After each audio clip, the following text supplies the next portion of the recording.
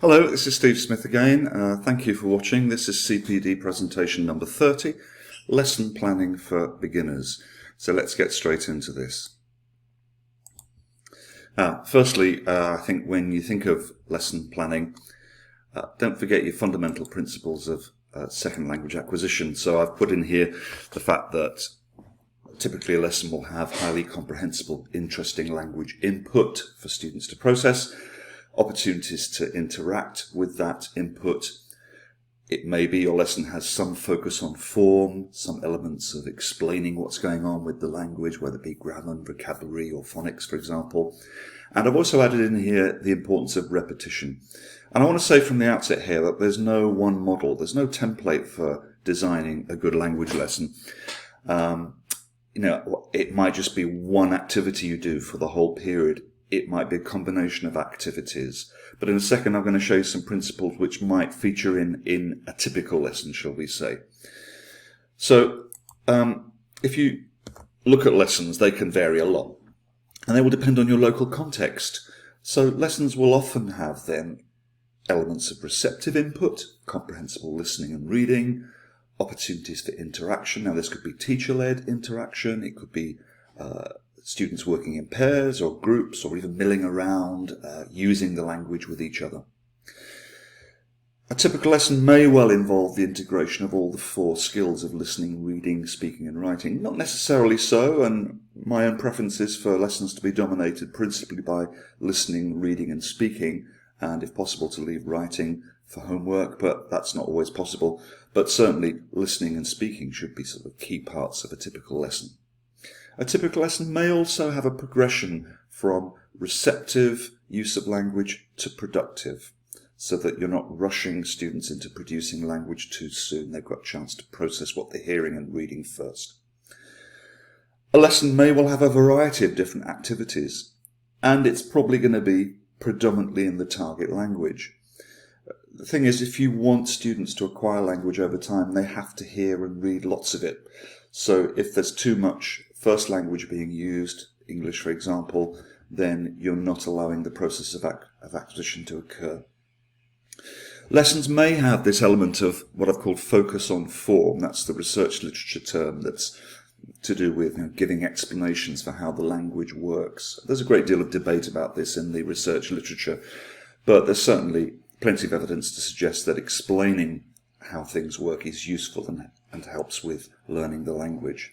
And also, I think formative assessment, sometimes called assessment for learning, is an important aspect of lessons. How are you responding to what's going on in the moment?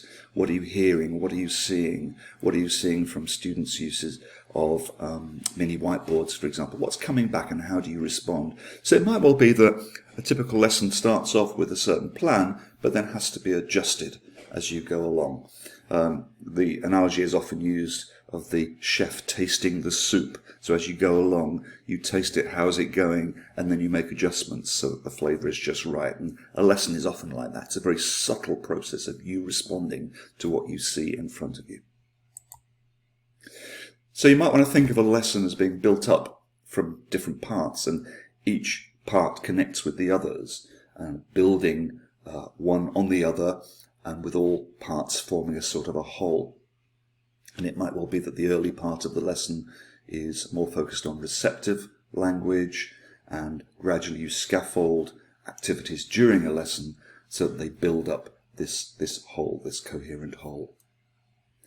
But don't forget, a lesson is only one part of a sequence of lessons. So think of lesson planning not in terms of an individual standalone lesson, but how it fits in with the whole sequence. That's not to say that you might not have just one-off individual lessons, which are just a change from the normal routine, a change from the syllabus. And that can be great. Sometimes students welcome that, and for you as a teacher, it can be good. It gives you a bit more spontaneity to be able to do what you want to do. It might be responding to something in current affairs or something that's happened in the school, whatever it might be. In lesson planning, it's often said that your lesson needs some sort of flying start, some sort of attention-grabbing start to the lesson. And I certainly think there's something in this.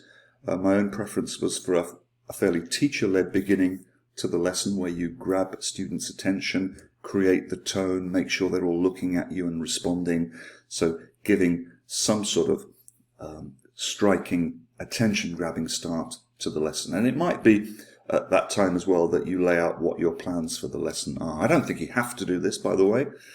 Some schools actually mandate it, that you have to show objectives on the board. I wouldn't go that far, I wouldn't be so prescriptive about that, but certainly it can be useful to say to classes, okay, this is what we're doing today, this is why we're doing it, and this is what I hope you can achieve by the end of the lesson. Other teachers like to use what are called do-it-now tasks. So typically if a class is arriving in dribs and drabs and they're not all lined up at the start and aren't coming in together for that sort of unified start, you might have a task to do on the board so they can get on with it when they come in. My only observation there would be, if it's going to be a do-it-now task, make sure it's a challenging one and not something which is just a time filler. But certainly there are many teachers who like to use do-it-now tasks. It's great to have also up your sleeve, when you're thinking of lesson planning, activities which can act as fillers. It might be that your lesson is running more quickly than you thought it would, and that you need to fill time, 5 minutes, with a certain activity. So if you think in the back of your mind as you're planning, what could I possibly put in there? Now with experience, you do this off the cuff. You just have tools in your box that you can bring out and will fill in something in the lesson that fits in with the rest of the lesson. Lesson plans may have what are called plenaries. Plenary is the kind of end of the lesson that brings together what's been done so far. Again, I don't think every lesson has to have one of those by any means, but that can be great just to bring things together. What have we learnt today? What have you personally learnt? In your lesson planning, keep in mind your transitions. If you're a new teacher, it's particularly important to manage these skillfully so that you avoid those messy situations where you move, for example, from a pair work activity where there's lots of talk into a quiet activity and where the students don't settle down quickly. So you need to have your strategies in place for this. Some teachers will have a sign, a tap on the desk, or a hand clap.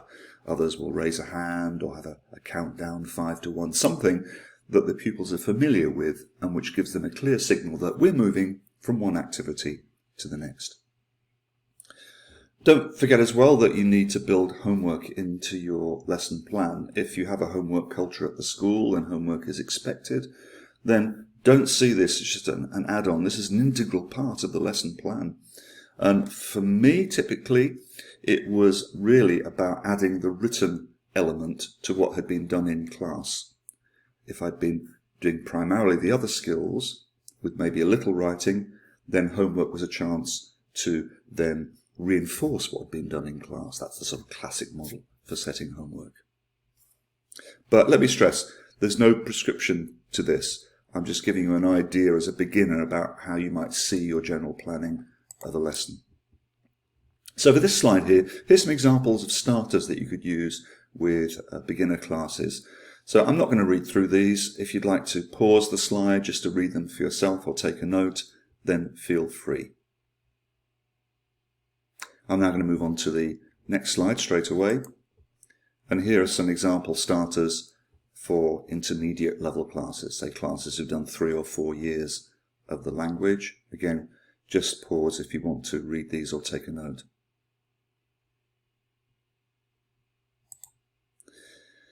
Now, when it comes to lesson planning, certainly when you're a new teacher, it takes a lot of time. It takes a lot of thought. Things won't always go smoothly, and you'll learn from experience.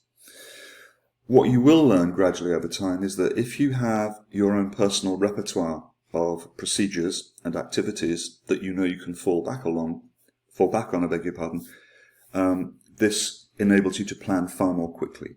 So whatever sort of approach you're using, so if you like to use sentence builders, for example, in the EPI approach, once you have your sentence builder on the board or as a printed version, and you have a repertoire of your activities, a sequence that you know works, then you can simply have your sentence builder effectively as the lesson plan, because you know that you're going to run through a number of well-tried and tested activities. Again, building up usually from easier to harder. Similarly, for me, a picture story sequence was a kind of lesson plan in itself, because if I knew I had a set of pictures on the board and I've talked about this elsewhere in another presentation. You know that you can then use those pictures to generate certain types of repetition, question answer, oral drilling, memory work, disappearing text, whatever it might be. And so your resource becomes the lesson. And the same would go for working with a spoken text, an audio recording or a video recording, or with a written text. So if you build up this little repertoire of your procedures for the lesson, then you know that you can prepare more efficiently. So the resource becomes the lesson is what I'm saying over time. And when I think of my own planning, after a good few years, my lesson plan would have consisted perhaps of 3 lines of writing. I knew what the resource was, I knew where to find it. It might be a textbook resource, it might be one of my own resources, and then I knew how I was going to work that. So to finish with, here's just an example of how you might build up a lesson, and this is on the fairly well-worn topic of daily routine. So your lesson plan might go something like this, and there'd be many variations, but this is one way of doing it. So you might start off assuming that your students have already done something about daily routine. They've learned how to say, I get up, I have breakfast, etc., etc. So this would be a lesson later in the sequence of lessons on this topic. So the lesson could begin with simple question answer with the class, whole class question answer with you leading, hands up or no hands up, cold calling routine. Or with a class that's less confident, you might simply write up some answers on the board, you give a question, and they choose the answer from the board. So you're just whetting their appetite for the lesson, giving them an idea of what the general language being used is. Part 2 of the lesson, so part 1 might have taken, say, 5 minutes. Part 2 turns it into something a bit more communicative. So you might guess what your partner's routine is like. So you'd give them these sentences. You might model them first, pronounce them out loud, even get the students to chorally repeat. And they would individually fill in the answers, complete those sentences, guessing what their partner's routine is like. I've got this idea, by the way, from Maris Hawkins and Florencia Henshaw's book, which is coming out in 2022, or which came out in 2022, whenever you're watching this, called Common Ground. Part 3, well, this time students can make up 10 yes or no questions to find the actual truth from their partner, having made the guess. So in French, what time do you get up at 7 o'clock? These are yes-no questions. Partner answers yes or no. And then who guesses right most of the time? Notice here that in your planning you need to take account of the fact that you've moved from the first person, je me lève, I get up, to the second person, tu te lèves, and that might need a bit of modelling first to make sure that students are happy about using the second person of the verb. So let's say you spent about 10 minutes on that task. Notice up to now it's been predominantly listening and speaking. Then we might move on to some written reinforcement, which ties in the language previously used. So you could ask students to write out 10 sentences now which describe their partner's day. And then get some feedback from the class. What did they write down? Or maybe the students could read aloud their sentences to a partner. Various ways of handling that. And then the homework might be to simply write up neatly their own daily routine or their partner's, or both. And then you pick up on that work next time. Students could then read it aloud or try and do something from memory, or they might even record on their phone what they've written down. So this was just an example of a very easy sort of lesson which applies some of the principles I mentioned earlier, taking different parts that form this coherent whole within a lesson and within a sequence of lessons. For more on lesson planning, I wrote last year a book called 50 Lesson Plans for French Teachers, which is a step-by-step guide to planning lessons, which French teachers may find useful. And also, I've done a lot of this detailed sort of dissecting of lessons in my book called Becoming an Outstanding Languages Teacher. So, thank you for listening. I hope that's proved useful for you. Hope to see you again. Bye.